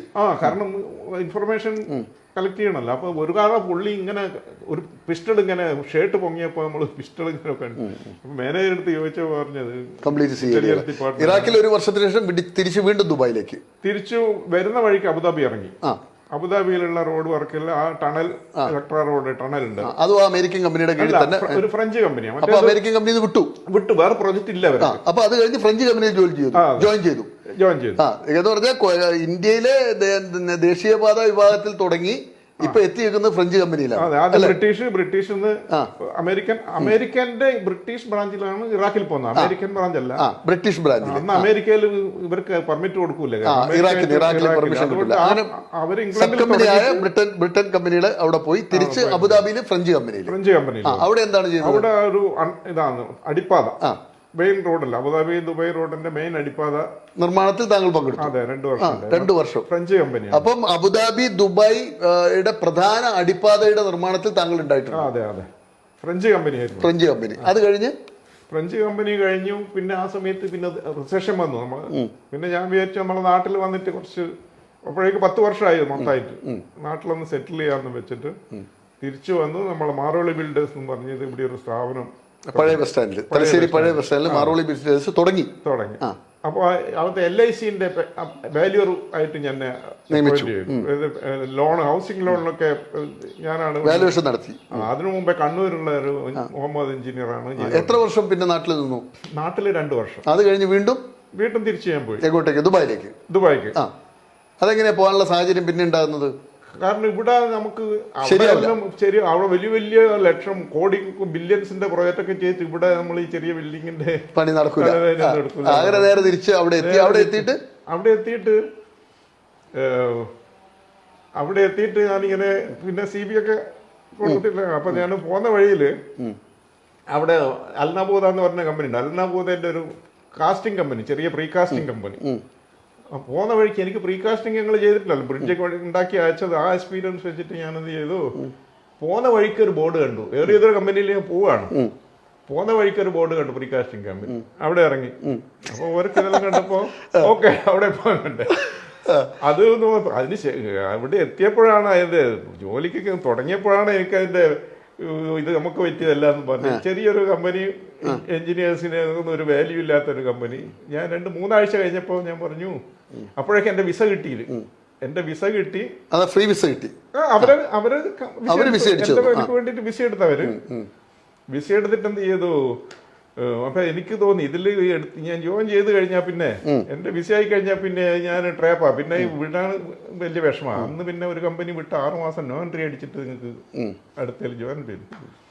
അങ്ങനെ ഞാൻ പറഞ്ഞു എനിക്ക് അപ്പോൾ പിറ്റേന്ന് മുതൽ ഈദ് ഹോളിഡേയ്സാ, ഒരാഴ്ച 10 ദിവസം മറ്റും. അതുകൊണ്ട് വിസ അടിച്ചിട്ടില്ല. വിസ വെയിറ്റിംഗിലാണ്. അപ്പൊ ഇയാളെ കയ്യിൽ നിന്ന് ഈ വിസ എവിടെയോ മിസ്സായി, അത് PROന്റെ കയ്യിൽ നിന്ന് വിസ എവിടെയോ. അതുകൊണ്ട് അപ്പൊ ഞാൻ പറഞ്ഞു എനിക്ക് നാട്ടിൽ പോകണം അത്യാവശ്യമായിട്ട്, എൻ്റെ അവിടെ ഓഫീസിൽ ചില പ്രശ്നങ്ങളെന്നും പറഞ്ഞിട്ട് ഞാൻ അവിടെ നിന്ന് ഒഴിവായി.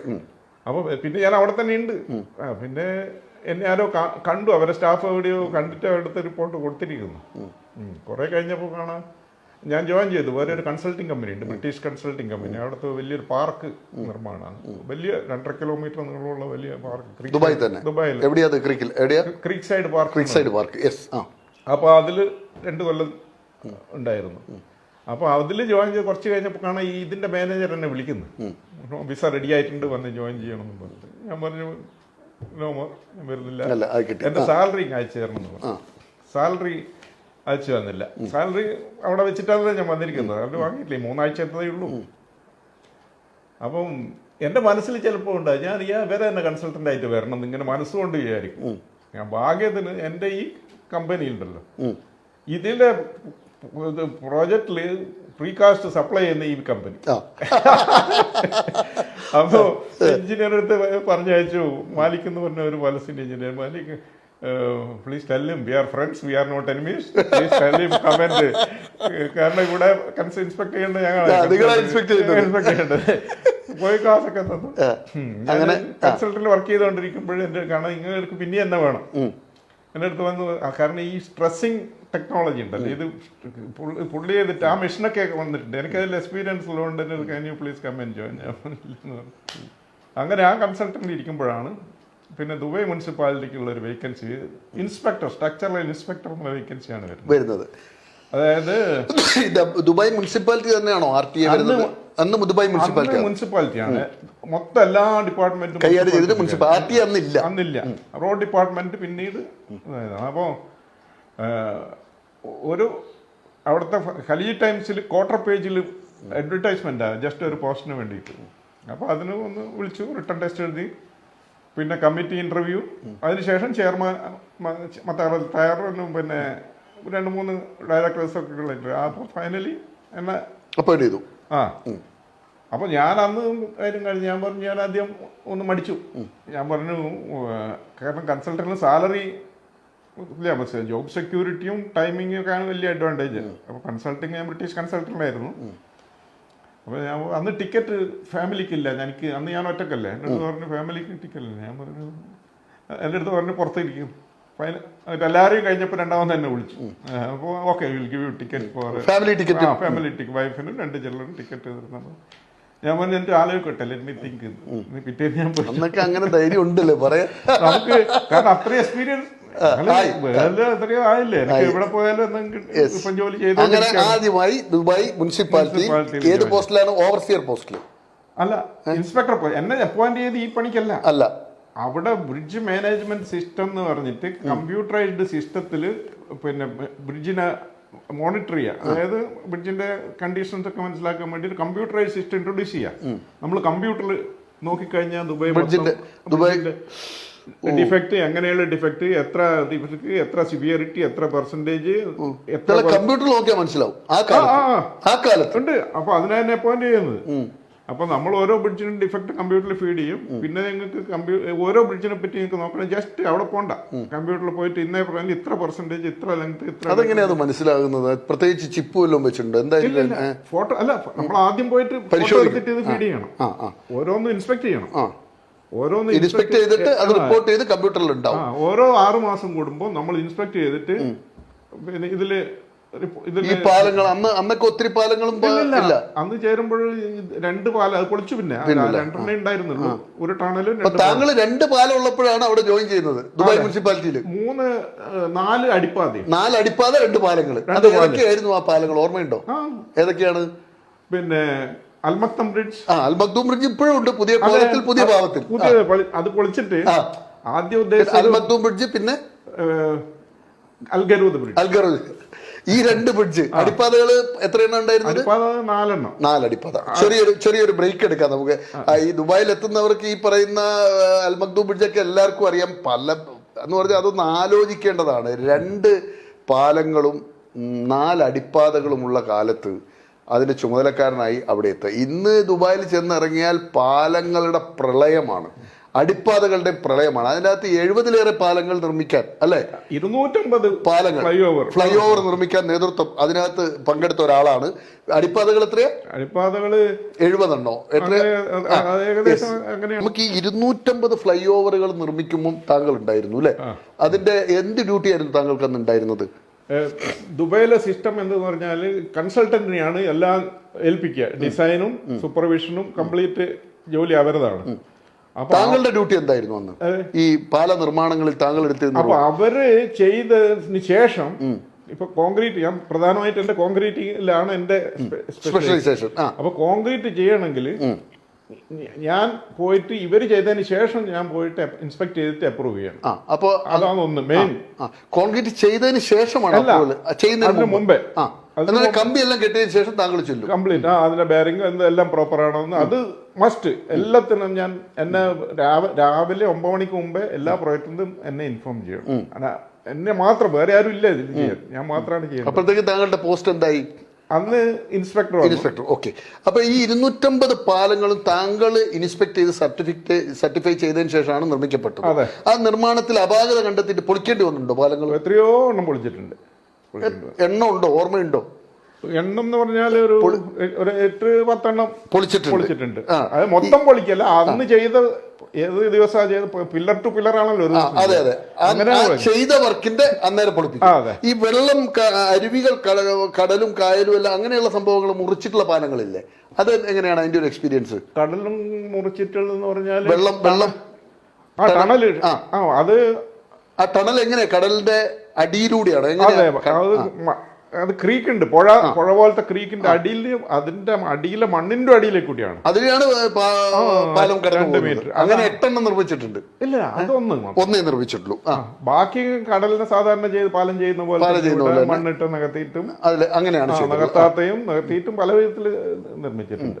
ഈ അടിയിലൂടെ നിർമ്മിച്ച ഏത് പാലാണ് താങ്കളുടെ? അത് പാലല്ല, അത് ടണലാണ്. ഷിൻഡാഗ ടണൽ. അത് താങ്കളുടെ കാലത്താണ്? അത് ഞാൻ വരുന്നതിന് തൊട്ട് ആ കൊല്ലാണ്. അതിന്റെ മെയിൻ്റെനൻസ് പിന്നെ എന്റെ കയ്യിലാണ് വന്നത്. ഈ അണ്ടർപാസുകൾ 10-70 എണ്ണം, 77 അണ്ടർപാസുകൾ നിർമ്മിച്ചത്. അതിൽ 70 എണ്ണത്തിലും താങ്കളുടെ കൈ കൊണ്ടുവന്നിട്ടുണ്ട്. എങ്ങനെയാണ് അവസാന ഒപ്പ് താങ്കളാണ് ഇടുക? അതെ, ഒപ്പൊന്നുമില്ല. എനിക്ക് അഡ്മിനിസ്ട്രേഷൻ ഇതിൽ എന്റെ കോൺട്രാക്റ്റിൽ എന്റെ പൊസിഷൻ എവിടെയില്ല. ഇത് ചെയർമാൻ എന്നെ വെർബലി അപ്പോയിന്റ്മെന്റ് ആണ്. അതുകൊണ്ട് ഞാൻ എല്ലാ ചെയർമാൻ ആരായിരുന്നു? മത്താർ അൽ താർ, അന്ന് ഡയറക്ടറാണ്. ഇന്ന് ചെയർമാൻ മത്താർ അൽ താർ, ഇന്നും അയാളാണ്. അദ്ദേഹമാണ് താങ്കൾ ചുമതലയാണ്. അതായത് ഞാൻ ജോയിൻ ചെയ്ത ആ സമയത്ത് ഒരു വലിയൊരു പ്രോബ്ലം വന്നപ്പോൾ തിരിച്ചു വന്നിട്ട് അയാള് ഓർഡർ ആക്കിയാണ്. ഞാൻ ചെന്നിട്ട് ഒരാഴ്ചയായിട്ടുള്ളപ്പോൾ ഇനിയുള്ള എല്ലാ പ്രോജക്റ്റുകളും Maroli has to inspect and approve before cast. അങ്ങനെ ഓർഡർ ആക്കി റൈറ്റിംഗ് സർക്കുലേറ്റ് ചെയ്തു. അങ്ങനെയാണ് എന്റെ ജോലി തുടങ്ങുന്നത്. അങ്ങനെ ആ 77 അണ്ടർപാസുകളുടെ 70 എണ്ണവും താങ്കളാണ്. ഈ അടിപ്പാലങ്ങളോ 74 എണ്ണം? അതുമല്ല, ഇതിന്റെ കൂടെ തന്നെ വരുന്നത് 74 അടിപ്പാതകളും ഇതൊക്കെ ആ സമയത്ത് തന്നെ വരികയാണല്ലോ. ഈ ഒട്ടകങ്ങളുടെ അണ്ടർപാസുകൾ എന്ന് പറയുന്നത് അത് എന്താ സംഭവം? അത് മൃഗങ്ങൾ ഡെസേർട്ട് ഏരിയയിൽ അപ്പുറത്തും ഇപ്പുറത്തും അങ്ങോട്ടും ഇങ്ങോട്ടും മൃഗങ്ങൾക്ക് പാസ് ചെയ്യണല്ലോ. അപ്പം ആദ്യം ഒരു ചെറിയ വീതിയിൽ എടുത്തു. അപ്പൊ ഒട്ടകങ്ങൾ അതിലേക്ക് പോവില്ല, അവന് പേടിയാണ്. അതിനുശേഷം കുറച്ച് വിശാലമായിട്ടുള്ള തന്നെ എടുത്തു. ഒരു 10-20 മീറ്റർ വീതിയിൽ തന്നെ ദുബായ് അലൈൻ റോഡിൽ, അവിടെയാണ് മെയിനായിട്ട്, അവിടെയാണ് ഒട്ടകങ്ങൾ. അപ്പൊ അതിനുവേണ്ടി ഉണ്ടാക്കിയത്. അങ്ങനെ ഈ പാതകൾ ആ സമയത്തൊക്കെ എങ്ങനെയായിരുന്നു? ഒരു ജീവിത ജോലി പ്രവർത്തനങ്ങളൊക്കെ എങ്ങനെയായിരുന്നു ആ കാലഘട്ടത്തിൽ? ആ സമയത്തൊക്കെ വളരെ നല്ല എല്ലാവിധ ആനുകൂല്യങ്ങളും വളരെ ബഹുമാനത്തോടെയും എന്താ പറയാ, അറബികളും മലയാളികളും ഒന്നും അന്ന് അത്ര ബഹുമാനിച്ചിരുന്നില്ല. വളരെ ബഹുമാനാണ്, എന്നെ വളരെ സ്നേഹമാണ്. എന്നെ വിടല്ലല്ലോ. അതുകൊണ്ടല്ലേ എന്നെ പിടിച്ചു വെച്ചത്. ദുബായി തന്നെ 30 വർഷവും എത്ര വർഷമാണ് ദുബായ് RTL വർക്ക് ചെയ്തത്? RTL ഞാൻ പറഞ്ഞില്ല, 27 വർഷത്തോളം RTL തന്നെ. ആ കാലഘട്ടത്തിൽ ഈ പറഞ്ഞ ബ്രിഡ്ജുകളല്ലാതെ ഓർമ്മയിൽ വേറെ എന്തൊക്കെയാണ് പ്രധാനപ്പെട്ട കാര്യങ്ങൾ ചെയ്തിട്ടുള്ളത് ഇതിന് പുറമെ? അതിന്റെ പുറമെ പിന്നെ ഇവര് സ്റ്റാഫ് ഇന്റർവ്യൂ ഉണ്ട്. കോൺട്രാക്ടറെ, സ്റ്റാഫ്, കൺസൾട്ടന്റിന്റെ സ്റ്റാഫ്, ജൂനിയർ സ്റ്റാഫിനെ, ഇൻസ്പെക്ടേഴ്സിനെ ഇന്റർവ്യൂ ചെയ്യുന്ന ഞാനും എന്റെ ഒരു ഫ്രണ്ടുമാണ്. അത് അപ്രൂവ് ചെയ്തിട്ട് മാത്രമേ ഇവർ പ്രൊജക്റ്റിൽ. എത്ര പേർക്ക് ജോലി കൊടുത്തിട്ടുണ്ട് താങ്കളുടെ കാലഘട്ടത്തിൽ? ഞാൻ ജോലി കൊടുത്തതല്ല, ഇന്റർവ്യൂ നടത്തിയിട്ട് താങ്കൾ അത് ഒരുവിധം അങ്ങനെയുള്ളവരെ അയക്കുക. പക്ഷെ ഇന്ത്യയിൽ നിന്ന് വരുന്നവരെ ഞാൻ പറയും, ഇന്ത്യയിൽ നിന്ന് വരുന്ന എല്ലാം നിങ്ങള് മായ്ച്ചേക്കണെങ്കിൽ ഇതുവരെ പഠിച്ചത് ഇവിടെ നിങ്ങൾ പഠിച്ചിട്ട് അതെന്താ അങ്ങനെ? ഇവിടുത്തെ എക്സ്പീരിയൻസ് അല്ലേ അവിടെ കൊണ്ടുവരാൻ പറ്റുമോ? അതുകൊണ്ട് നടക്കൂല, അവിടെ സെപ്പറേറ്റ് വേണം. അവിടുത്തെ എക്സ്പീരിയൻസ് വെച്ചിട്ട് 6 മാസം പ്രൊഫഷണൽ ഇത് കൊടുക്കും. ഇപ്പൊ നമ്മള് ഈ താങ്കൾ കേൾക്കുന്നുള്ളൂ, ഇപ്പൊ നമ്മുടെ ദേശീയപാത, 6 വരിപ്പാത എല്ലായിടത്തും ഇടിഞ്ഞു വീണുകൊണ്ടിരിക്കുക.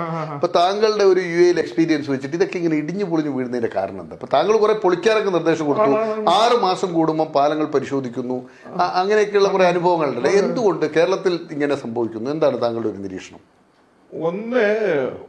ഒന്ന് നമ്മളൊരു കോൺട്രാക്ട് കൊടുക്കുമ്പോൾ പല കണ്ടീഷൻസും, ടേംസ് ആൻഡ് കണ്ടീഷൻ ബേസ് ചെയ്തിട്ടാണ് പൊതുവെ ഇതിനൊക്കെ CPWD സ്പെസിഫിക്കേഷൻ ആയിരിക്കും ഇങ്ങനെയുള്ള പ്രോജക്ട് ഉണ്ടാവുക. അപ്പൊ അത് ബേസ് അതൊക്കെ കോൺട്രാക്ട് കണ്ടീഷൻ ഉണ്ടാവും. ഇന്ന ബേസ് ചെയ്തിട്ട് ആസ് പെർ ദ സ്പെസിഫിക്കേഷൻ. അപ്പൊ ഫസ്റ്റ് കോൺട്രാക്ട് കണ്ടീഷൻ അതിൽ മെൻഷൻ ചെയ്തിട്ടുണ്ടാവും നിങ്ങൾ എങ്ങനെയുള്ള സോയിൽ ഉപയോഗിക്കണം, എങ്ങനെയുള്ള കണ്ടീഷൻ എല്ലാം അതിൽ മെൻഷൻ ചെയ്തിട്ടുണ്ടാവും. അത് മീറ്റ് ചെയ്യാൻ വേണം. അതിപ്പോ ഫില്ലിംഗ് എന്ന് വെച്ച് കഴിഞ്ഞാൽ നിങ്ങൾ ഓരോ 20 സെന്റി, അതായത് 8 ഇഞ്ച് കനത്തിൽ മാത്രമേ ഫില്ല് ചെയ്യാൻ പാടുള്ളൂ. എന്നിട്ട് കോമ്പാക്ട് ചെയ്തിട്ട് ഡെൻസിറ്റി ടെസ്റ്റ് എടുക്കണം. 98% ഡെൻസിറ്റി ടെസ്റ്റ്, 95% ആ പെർഫെക്റ്റ് ആയി കഴിഞ്ഞിട്ട് മാത്രമേ രണ്ടാമത്തെ 8 ഇഞ്ച് ഇടാൻ പാടുള്ളൂ. അത് അപ്പൊ ഇത് ഇല്ലെങ്കിലാണ് ഈ പ്രശ്നങ്ങൾ വരുന്നത്. അത് ഇതൊന്നും കൃത്യമായിട്ട് ചെയ്യാൻ നമുക്ക് സംവിധാനം ഇല്ലേ? എന്താണ് അതെ, എനിക്ക് തോന്നുന്നുണ്ടാവില്ല. അത് ഇത്ര മീറ്ററിന് ഇത്ര ചെയ്യണം, ഇത്ര സ്ക്വയർ മീറ്ററിന് ഇത്ര ടെസ്റ്റ് വേണമെന്നുണ്ട്. അതിൽ ലോഗ് മെയിൻറ്റെയിൻ ചെയ്യണം, ബുക്ക് മെയിൻറ്റെയിൻ ചെയ്യണം, നിങ്ങൾ അക്കൗണ്ട് വെയിറ്റ് ചെയ്യുന്ന പോലെ. അത് കംപ്ലീറ്റ് പ്രൊജക്ട് കഴിയുന്നവരെയും വേണം, കഴിഞ്ഞാലും വേണം. അപ്പൊ അത് ഇല്ലെങ്കിൽ ഇങ്ങനെ ഒരു പ്രശ്നം വരും. അപ്പൊ എന്താ സംഭവിക്കുക, ഒരുമിച്ച് ഫില്ല് ചെയ്ത് കഴിഞ്ഞാൽ ഒന്ന് സെറ്റിൽ ചെയ്യും, അടിയിലേക്ക് മാത്രമല്ല സൈഡിലേക്ക് വരും, സൈഡിൽ തള്ളും. അപ്പൊ ഇത് ആസ്ഫാൾട്ട് ഇട്ട് കഴിഞ്ഞാൽ ആസ്ഫാൾട്ട് പെട്ടെന്ന് കാണിക്കില്ല. ആസ്ഫാൾട്ടിന്റെ സ്വഭാവം എന്താന്ന് പറഞ്ഞാൽ കുറച്ച് ഫ്ലെക്സിബിലിറ്റി ഉണ്ടായിരുന്നു. അപ്പം അടിയിൽ പൊട്ടിയാലും ചിലപ്പോൾ ഇത് മേലെ ഇങ്ങനെ കുറച്ച് എലാസ്റ്റിസിറ്റി ഉള്ളതുകൊണ്ട്, ആ റബ്ബറിന്റെ ക്യാരക്ടർ ഉള്ളതുകൊണ്ട് കുറെ കഴിഞ്ഞാലായിരിക്കും ഇതിൽ ക്രാക്ക് വരിക. അപ്പോഴാണ് ഇനി വരാൻ പോകുന്നേ ഉള്ളൂ. നിങ്ങൾ ഗ്രാജുവലായിട്ട് വൈബ്രേഷൻ വരുമ്പോ ഇനിയും പൊട്ടാനുള്ള സാധ്യതകളുണ്ട് അല്ലെ? ഇനിയിപ്പം ഒരു ചെറിയ ബ്ലോക്ക് ചെയ്ത് മറ്റേ പാനലിൽ സൈഡിൽ വെച്ചിട്ടുണ്ടല്ലോ, അത് വളരെ ഇതാണ് തെറ്റിക്കുക. ഞങ്ങൾ ദുബൈയിലാണെങ്കിൽ ഞങ്ങൾ കംപ്ലീറ്റ്ലി എടുത്തു. കാരണം ഒരു പാനലിൽ വെക്കുമ്പോൾ തന്നെ റബ്ബർ പാഡ് വെക്കാനുണ്ട്. റബ്ബർ പാഡ് വെച്ചിട്ടാണ് അതിന്റെ മേലെ ഇത് വെക്കേണ്ടത്. നിങ്ങൾ റബ്ബർ പാഡ് വെക്കുന്നില്ല. അതുകൊണ്ട് പൊട്ട് നമ്മൾ പോകുമ്പോൾ ശ്രദ്ധിച്ചോളൂ. ഒരു ഇതെല്ലാം ഒന്നിന്റെ മേലെ വെച്ച് ഏതെങ്കിലും ഒരു പോയിന്റിലായിരിക്കും മുട്ടുക. കോൺക്രീറ്റ് ആകുമ്പോൾ പൊട്ടിയിട്ടുണ്ടാവും, നിങ്ങൾ ശ്രദ്ധിച്ച പോകുമ്പോൾ. ഇനി വരാൻ കിടക്കുന്നേ ഉള്ളൂ വലിയ കാരണം അതിന്റെ പർപ്പസ് ഒന്ന് വൈബ്രേഷൻ അബ്സോർവ് ചെയ്യാനാണ്. ഏത് റോഡ് ട്രാഫിക് പോകുമ്പോൾ വൈബ്രേഷൻ അബ്സോർവ് ചെയ്യാൻ, ഒന്ന് ലോഡ് ഡിസ്ട്രിബ്യൂട്ട് ചെയ്യാൻ. അത് ഒന്നും ഇല്ല ഇവിടെ. പിന്നെ അതിന്റെ ഫിനിഷിംഗ് വർക്ക്, ഒരു സർഫസ് ഫിനിഷ് ചെയ്യെങ്കിൽ ഇന്നേ എത്ര സ്പെസിഫിക്കേഷൻ ഉണ്ട്, അതൊന്നും ചെയ്തിട്ടില്ല. അത് വെറും ചളി വലിച്ച പോലെ. പിന്നെ കോൺക്രീറ്റ് റിപ്പയർ ചെയ്യുന്നത് എന്തെങ്കിലും പ്രശ്നമുണ്ടെങ്കിൽ നിങ്ങൾ ഒരു മെത്തേഡ് ഉണ്ട്, കട്ട് ചെയ്തിട്ട് മെറ്റീരിയൽ ഉപയോഗിക്കാൻ പാടില്ല, ഒന്നും കൂടി ഉപയോഗിച്ചിട്ടില്ല. ഇല്ലല്ലേ? ഇത് ആരെങ്കിലും അതിന്റെ പിന്നെ ഒരു ടെക്നിക്കൽ ഓഡിറ്റിംഗ് ചെയ്തിട്ടുണ്ടെങ്കിൽ വളരെ വലിയ പ്രശ്നമായിരിക്കും. ആരെങ്കിലും വിജിലൻസോ മറ്റോ ഒന്നും ചെയ്തിട്ടുണ്ടെങ്കിൽ, ആരെങ്കിലും ഇനീഷ്യേറ്റീവ് എടുത്തിട്ട് ഇതിനെപ്പറ്റി ഇൻവെസ്റ്റിഗേറ്റ് ചെയ്യാൻ വേണ്ടി തയ്യാറെടുക്കുകയാണെങ്കിൽ കംപ്ലീറ്റ്ലി അവർ പൊളിച്ചെടുക്കേണ്ടി വരും. വലിയ ഇഷ്യൂസ് നിർമ്മാണത്തിൽ ഒത്തിരി അശാസ്ത്രീയമായ കാര്യങ്ങളാണ് നടക്കുന്നത്. ശാസ്ത്രീയമായ രീതിയിൽ നിർമ്മാണം നടക്കുന്നില്ല. പിന്നെ ഈ ദുബായ് കാലഘട്ടത്തിൽ താങ്കളെ രാജകുടുംബമൊക്കെ ആയിട്ട് എങ്ങനെ കണക്ട് ചെയ്യാറുണ്ടോ? അവിടുത്തെ ഒരു അന്തരീക്ഷം എങ്ങനെയാണ്? ഇല്ല, രാജകുടുംബം നമ്മളെ ഓഫീസിൽ ചില എഞ്ചിനീയേഴ്സ് അവരെ ടീമിലുണ്ടായിരുന്നു. അതായത് ഈ ഹോഴ്സ് റേസിന് പോകുന്ന ടീം ഞങ്ങളെ സ്പോർട്സ് പോലെ ജോലി ഡിപ്പാർട്ട്മെന്റിലും ഷെയ്ഖിന്റെ കൂടെ ജോലിയും. അപ്പൊ അങ്ങനെയുള്ള പിള്ളേർ വന്നിട്ട് ചില കാര്യങ്ങളൊക്കെ പറയും. ഇപ്പോഴത്തെ പ്രിൻസ് നമ്പർ 1 മാനാണ് ആള്. അങ്ങനെ വലിയ ഗൗരവമൊക്കെ, വളരെ തമാശക്കാരനാണ്. എല്ലാം പറയും. ഈ താങ്കളുടെ കാലഘട്ടത്തിലാണല്ലോ ദുബായിയുടെ ഒരു വളർച്ച ഉണ്ടായത്. എങ്ങനെയാണ് അതിനെയൊക്കെ വിലയിരുത്തുന്നത്? നമ്മൾ മലയാളികളൊക്കെ ആ സമയത്ത് യൂസഫ് അലി ഉൾപ്പെടെ, ആസാദ് മൂപ്പൻ ഉൾപ്പെടെയുള്ള ഒത്തിരി ആളുകൾ അവിടെ വന്ന് വളരുന്ന കാലഘട്ടമാണല്ലോ. അവരൊക്കെ ആയിട്ട് കണക്ട് ചെയ്യാൻ സാധിച്ചിട്ടുണ്ടോ? എന്തായിരുന്നു? നമ്മൾ കണക്ട് ചെയ്തിട്ടില്ല. ദുബായിയുടെ വളർച്ചയെ കുറിച്ച് താങ്കളുടെ ഒരു വിലയിരുത്തൽ എങ്ങനെയാണ്? വളർച്ച ദുബായ് വിഷൻ 25 ഇയേഴ്സിന് വേണ്ടിയിട്ടുള്ള അഡ്വാൻസ് പ്ലാനിങ് ഓൾറെഡി അവരുടെ കയ്യിലുണ്ട്.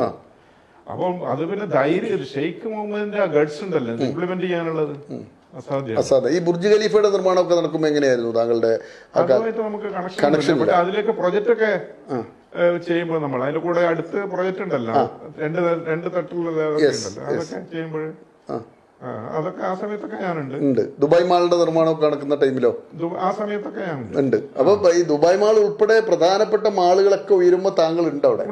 മേജർ ഡെവലപ്മെന്റ് അതിനുശേഷം പിന്നെ ഡെവലപ്മെന്റ് ഉണ്ടായിട്ടില്ല. ഏറ്റവും ദുബായ് മാള്, ബുർജ് ഖലീഫ, അങ്ങനെയുള്ള സംഭവങ്ങളെല്ലാം നടക്കുന്ന ബുർജ് അൽ അറബൊക്കെ ഉണ്ടാകുന്ന ആകെ ഒരു 7 സ്റ്റാർ ഹോട്ടലാണല്ലോ ലോകത്തുള്ളൂ.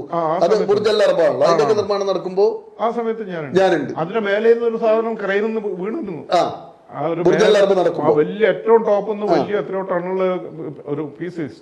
അതിന്റെ മേലെ ഇങ്ങനെ ഒരു കോൺക്രീറ്റ് അല്ല, ഇത് സ്റ്റീലിന്റെ ഒരു വലിയ ഫ്രെയിം ഉണ്ട്. ക്രെയിനിൽ നിന്ന് ഭാഗ്യത്തിന് വർക്കേഴ്സ് ഉച്ചക്ക് ലഞ്ചിന് പോയതുകൊണ്ട് നടക്കുമ്പോ താങ്കൾ അവിടെ ഉണ്ട്. ഞാനുണ്ട്. അപ്പൊ പ്രധാന പ്രൊജക്ടുകളെല്ലാം ചെയ്യാൻ ദുബായിൽ ഞാൻ ചിലപ്പോൾ ആലോചിക്കാം, ഞാൻ ഭയങ്കര ഭാഗ്യമാണ്. രാജ്യത്തിന്റെ ഒരു സ്റ്റേറ്റിന്റെ തുടക്കം മുതൽ അതിന്റെ വളർച്ചയുടെ അവസാനം വളരെ അപൂർവമാണ് ഇത്. കാരണം ഇത്രയും പീരീഡിൽ ഇത്രയും വളർച്ച ഡെവലപ്മെന്റ് വേറെ ദുബായിയുടെ വളർച്ച അടുത്തറിഞ്ഞ് അതിനോടൊപ്പം സഞ്ചരിച്ച ഒരാള്. ഈ ബുർജ് അൽ അറബൊക്കെ വർക്ക് നടക്കുന്ന സമയത്ത് താങ്കൾക്ക് റോൾ ഉണ്ടായിരുന്നു അതിനകത്ത്? ഇല്ല. അതിനൊന്നുമില്ല. പക്ഷെ മെട്രോയിലുണ്ട്. മെട്രോയിൽ എന്തായിരുന്നു? മെട്രോ അത് കംപ്ലീറ്റ് ചെയ്തപ്പോൾ ഞങ്ങളെ ഡിപ്പാർട്ട്മെന്റിന്റെ പ്രോജക്റ്റിൽ എന്തൊക്കെയാ അവർ ഡിഫക്ട് ചെയ്ത് അത് നോട്ടിഫൈ ചെയ്തിട്ട് അവരുടെ അടുത്ത് ഏറ്റവും നല്ല മെട്രോ ദുബായിലെ മെട്രോ ആണല്ലോ. ആണ് അതിന്റെ കോമ്പൻസേഷൻ. എയർപോർട്ടിന്റെ നിർമ്മാണത്തിലോ പുതിയ എയർപോർട്ടുകളുടെ നിർമ്മാണത്തിലോ? എയർപോർട്ടിന്റെ നിർമ്മാണത്തിലില്ല, പക്ഷെ എയർപോർട്ടിന്റെ അടിയിലേക്ക് കൂടി നമ്മളൊരു ടണൽ ചെയ്തു. അപ്പൊ അടിയിലൂടെ ടണലുണ്ട്. എയർപോർട്ട് ക്രോസ് ചെയ്തിട്ട് മേലെ കൂടി പ്ലെയിൻ വരും. അപ്പൊ അതിന്റെ മേലെ സ്ലാബ് ഇടാൻ വേണ്ടിട്ട് എയർപോർട്ടിന്റെ അകത്ത് പോയിട്ട് ആ വർക്കെല്ലാം ചെയ്തിട്ടുണ്ട്. അപ്പൊ എല്ലാ മേഖലയിലും ദുബായിയുടെ വളർച്ചക്കൊപ്പം സഞ്ചരിച്ച ഒരാളാണ് താങ്കൾ. നോക്കിക്കണ്ടു എല്ലാം ഒരു സ്വപ്നം പോലെ വളർന്ന നഗരമല്ലേ അത്? അങ്ങനെ വളർന്ന ഏതെങ്കിലും നഗരം കണ്ടിട്ടുണ്ടോ താങ്കൾ? ഒന്നും കണ്ടില്ല. ഞാൻ വിദേശത്ത് ഒരു 35 രാജ്യങ്ങളിൽ ഞാൻ യാത്ര ചെയ്തിട്ടുണ്ട്. അപ്പൊ ഞാൻ എല്ലാവരുടെയും പോയി കഴിഞ്ഞാൽ നമ്മള് ശ്രദ്ധ ഈ ഇതിലേക്ക് പാലങ്ങളിലോ സ്ട്രക്ചറും. ദുബായ് പോലെ അത്രയും വൃത്തിയിൽ ചെയ്യുന്ന പാലങ്ങൾ എവിടെയും കണ്ടിട്ടില്ല. പിന്നെ ഇനി കുടുംബജീവിതത്തിലേക്ക് വരാം. സഹോദരങ്ങളൊക്കെ പറഞ്ഞല്ലോ, എവിടുന്നാണ് ജീവിത പങ്കാളിയെ കണ്ടെത്തിയത്? അത് തലശ്ശേരിയാണ്. തുണി കച്ചവടമായിരുന്നു. P V Kumaran sons. P V Kumaran sons ശങ്കുണ്ണിയൊക്കെ ആയിട്ടുള്ള ബന്ധമുള്ള ഫാമിലിയാണ് അത്? അല്ല, പി വി കുമാരൻ സൺസ്. അത് അവിടെയൊക്കെ പോയി ഇത്രയും വർഷം കിടന്നിട്ട് അവിടെ നിന്നൊന്നും ഒരു ജീവിത പങ്കാളിയെ കണ്ടെത്തുവോ? പ്രണയമൊന്നും വന്നു പോയിട്ടില്ല? ഒന്നുമില്ല. ഫാമിലി ഇല്ല. അപ്പൊ അങ്ങനെ ഇവിടെ എത്ര? ഭാര്യയുടെ പേരെന്താണ്? ജീവിത പങ്കാളിയുടെ പേര് സുഷമ. എത്ര മക്കളാണ്? മക്കള് 2 മക്കൾ. എന്ത് ചെയ്യുന്നു? എന്താണ് അവരുടെ പേര്? മകള് റോഷിന ബാംഗ്ലൂരിലാണ്. മകൾ അവിടെ പഠിക്കുക, അതുകൊണ്ട് ഹൗസ് വൈഫാണ്. മകൾക്ക് സപ്പോർട്ടിന്. രണ്ടാമത്തെ മകനാണ്. പേരെന്താണ്? നിഖിൽ. ഹോസ്പിറ്റാലിറ്റി ഹോട്ടൽ മാനേജ്മെന്റ് സ്വിറ്റ്സർലാൻഡിൽ പഠിച്ചിട്ട് വന്നതാണ്. ഇപ്പൊ അവിടുത്തെ ഒരു ടോപ്പ് ഹോട്ടൽ. സ്വിറ്റ്സർലൻഡിൽ തന്നെ അല്ല, ഇവിടെ അബുദാബിയില്. ഏതാ ഹോട്ടൽ? അബുദാബിയില് എന്താണ് ഹിൽട്ടന്റെ ഇതുണ്ട്. സൂപ്പർ എന്താണ് അതിന്റെ പേര്? ഹിൽട്ടന്റെ അവരെ ഹോട്ടൽ ഗ്രൂപ്പിലുണ്ട് രണ്ടുപേരും മാരീഡ് ആണോ? അവനൊരു ഫിലിപ്പീനി. അവന്റെ കൊളീഗിനത്തിന് കല്യാണം. മകൻ അവിടെ പോയി ഫിലിപ്പീനെ കണ്ടെത്തി. നിങ്ങൾ ഇവിടെ വന്ന് നാട്ടിൽ നേരെ കല്യാണം. എങ്ങനെയുണ്ട് ജീവിതത്തിൽ തിരിഞ്ഞു നോക്കുമ്പോ? കുഴപ്പമൊന്നുമില്ല, നല്ല ഹാപ്പിയാണ്. ലോകം കണ്ടു, ജനങ്ങളെ കണ്ടു, ജോലിയിൽ വളരെ തൃപ്തിയായി. നമ്മളെ പോലെ ആ ജോലി ആസ്വദിച്ച ആള് വളരെ വളരെ അപൂർവമായിരിക്കും അത്രയും ജോലി ആസ്വദിച്ചിട്ട്. അങ്ങനെ ധർമ്മടത്ത് നിന്നും നമ്മുടെ സമയം തീരെയാണ്. പ്രേക്ഷകരെ, ഈ ദുബായ് ഞാൻ പറഞ്ഞല്ലോ, മലയാളികൾക്ക് ഗൃഹാതുരത്വം നൽകുന്ന ഓർമ്മകളുള്ള നാടാണ് ദുബായ്. നമുക്ക് ലോകത്തെ അതിസമ്പന്നരായ MA യൂസഫ് അലിയെയും അതുപോലെ ആസാദ് മൂപ്പനെയൊക്കെ സമ്മാനിച്ച നഗരം. ആ നഗരത്തിൻ്റെ വളർച്ചയിൽ, ദുബായ് എന്ന നഗരത്തിൻ്റെ വളർച്ചയിൽ, അതിൻ്റെ പശ്ചാത്തല സംവിധാനങ്ങൾ ഒരുക്കുന്നതിൽ നിർണായകമായ റോള് വഹിച്ച ഒരാളോടൊപ്പമാണ് നമ്മുടെ സഞ്ചാരം. മനസ്സിലാക്കണം, ദുബായ് ചെന്നിറങ്ങുമ്പോൾ അത്ഭുതത്തോടെ നോക്കി നിൽക്കുന്ന പല പാലങ്ങളും ടണലുകളും അണ്ടർപാത്തുകളും ഒക്കെ നിർമ്മിക്കുമ്പോൾ അതിൽ ഒരു ഒപ്പ് വീണ അവസാന ഒപ്പ് നമ്മുടെ ഈ തലശ്ശേരിക്കാരൻ്റെ ധർമ്മടംകാരൻ്റേതായിരുന്നു. അതുകൊണ്ട് തന്നെ ഈ അനുഭവം പുതിയ തലമുറയ്ക്ക് വലിയൊരു പാഠമാണ്. നമ്മളൊക്കെ പെട്ടെന്ന് സെറ്റിൽ ചെയ്യാൻ ആഗ്രഹിക്കുന്ന ആളുകളാണ്. അദ്ദേഹം കേന്ദ്ര സർക്കാരിൽ കിട്ടിയ ജോലി ഏതാണ്ട് 1/2 നൂറ്റാണ്ട് മുമ്പ് വലിച്ചെറിഞ്ഞിട്ട് സ്വപ്നങ്ങളുടെ പിന്നാലെ പോയി. അങ്ങനെ അദ്ദേഹം ദുബായ് എന്ന സ്വപ്ന നഗരിയിൽ, ഞാൻ പറഞ്ഞല്ലോ, ലോകത്തൊറ്റ 7 സ്റ്റാർ ഹോട്ടൽ ചെയ്തു. അത് ബുർജ് അൽ അറബാണ്. അതിൻ്റെ നിർമ്മാണം അദ്ദേഹം കണ്ടു. ബുർജ് ഖലീഫയുടെ നിർമ്മാണം കണ്ടു. പിന്നെ എയർപോർട്ടിൻ്റെ നിർമ്മാണം, അതിൻ്റെ അണ്ടർ ടണലുകളെക്കുറിച്ച് അദ്ദേഹം പറഞ്ഞു. ദുബായ് എന്ന സ്വപ്ന നഗരി പടുത്തുയർത്തുമ്പോൾ അതിനോടൊപ്പം സഞ്ചരിച്ച ഇദ്ദേഹത്തോടൊപ്പമുള്ള നമ്മുടെ യാത്ര നമ്മുടെ തലമുറയ്ക്ക് വലിയ അനുഭവമാണ്, പാഠമാണ്, പാഠപുസ്തകമാണ്. പ്രേക്ഷകരെ, നിങ്ങൾക്ക് ഇത് സമർപ്പിക്കുന്നു. ഇത്ര വിലപ്പെട്ട സമയം ഞങ്ങൾക്ക് വേണ്ടി ശിവന നന്ദി, നമസ്കാരം. പ്രേക്ഷകർക്കും നന്ദി, നമസ്കാരം.